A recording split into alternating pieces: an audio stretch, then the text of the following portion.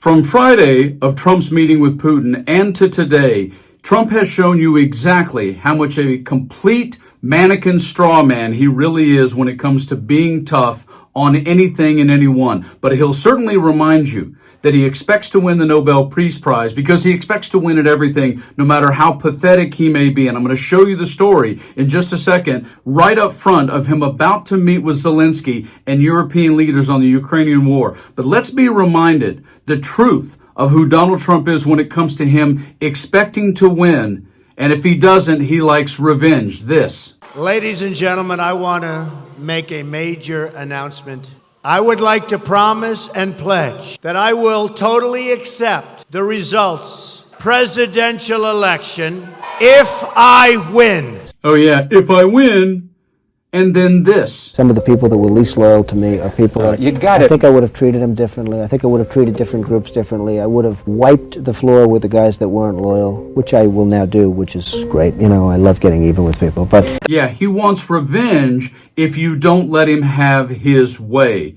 Because how ironic it is now that he's president in a second term that he said this ahead of time. The race for the White House and former President Trump's campaign now on the defensive after his fiery rhetoric at a rally in Dayton, Ohio on Saturday night. Trump warning while discussing the economy that there would be a, quote, bloodbath if he is not reelected in November. This after the former president kicked off the event by paying tribute to those who attacked the U.S. Capitol on January 6th. Tonight, Republicans forced to defend former President Donald Trump's controversial comment while discussing economic tariffs that there would be a bloodbath if he lost the 2024 election. If I get elected, now if I don't get elected, it's going to be a bloodbath for the whole, that's going to be the least of it. Trump's campaign pushing back, saying he was only talking economics, writing Joe Biden's insane EV mandate will slaughter the American auto industry. And yet, of course, we can see he's a complete failure with tariffs, and the auto industry is paying the price. Just ask Ford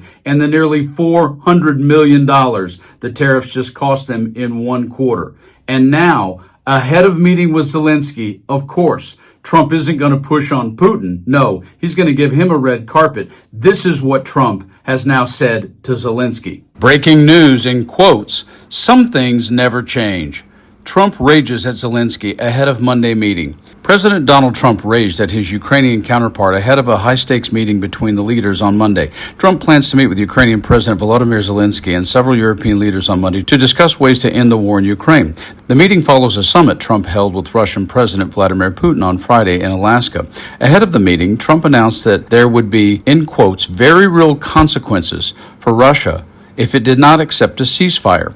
That ceasefire was not agreed to, according to media reports. In quotes, President Zelensky of Ukraine can end the war with Russia almost immediately if he wants to, or he can continue to fight, Trump posted on Truth Social on Sunday evening. Quotes, remember how it started? Trump has flip-flopped in his support of Ukraine since the war began. At times, he parroted Russian talking points about Ukraine starting the war, even though Russia invaded the country in February of 2022.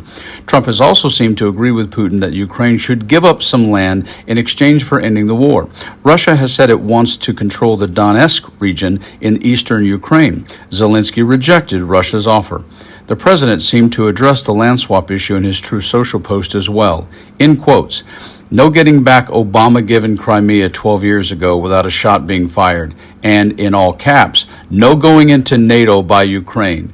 The president wrote, some things never change. But of course, Trump wants credit because he can't push against a strong man. Trump wants credit for ending a war by telling the people who were attacked, you have to give in. That's his upfront, prior to a meeting with European leaders. You don't get to be in NATO. I give you nothing, and you got to give up what you already had that Putin took because I'm not going to push back on him.